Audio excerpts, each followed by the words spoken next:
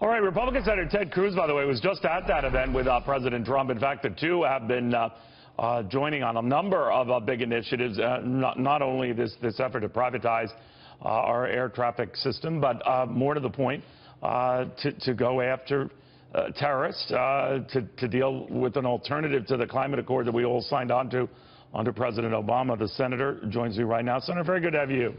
Neil, great to be back with you.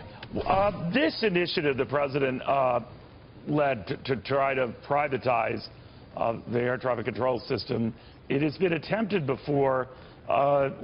He's, I guess, lumping this in with infrastructure. How likely is its approval now, you think? Well, look, I think it's a big deal that the president came out today and is leading on this issue. This issue on substance should be a no-brainer. Number one, it's about jobs. My number one priority is jobs, jobs, jobs.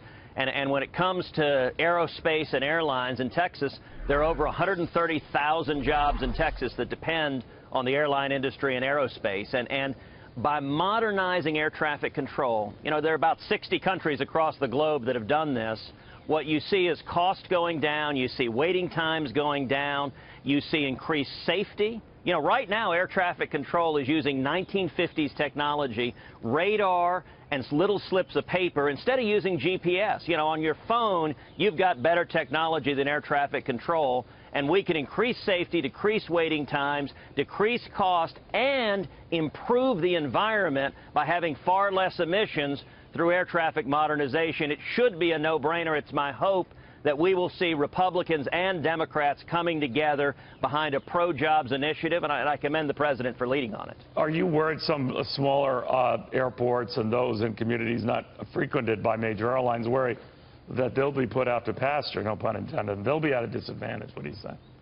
You know, I'm not worried about that. Part of the bill mandates that you still have full access, open access in rural areas and less serviced areas. And the nice thing is we don't have to experiment here. There are about 60 nations across the world that have done this. Canada has done this. The United Kingdom has done this. Germany has done this. We've seen that when you modernize air traffic control and you take it out of a government bureaucracy, the costs are lower, safety's greater, passengers end up with a better experience. But how do you know about the cost? So the reason I raise it is I know the tax thing is taken out, but there are user fees.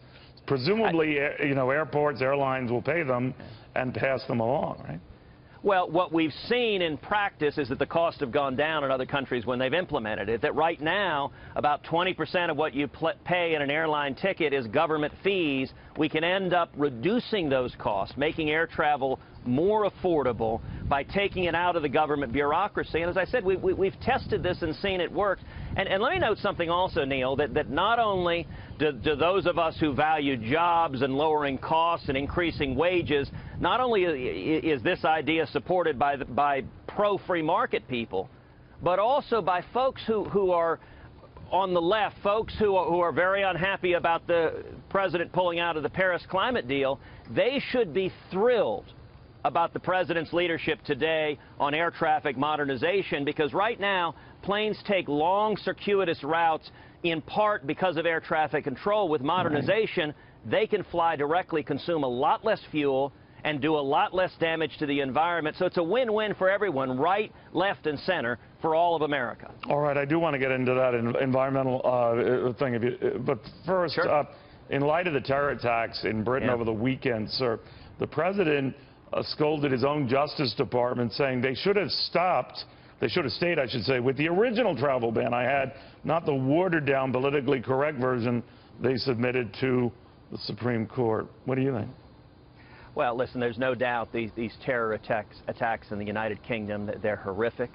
Let me say, first of all, that our prayers are with the British people, that we are standing side by side with them. They are an incredible ally and a special relationship, and we are standing in complete solidarity with the British people. I do think these terror attacks highlight the need to do everything we can to defeat radical Islamic terrorism and to keep our country safe. All of us hope and pray we don't see similar terror attacks here at home. That threat is out there.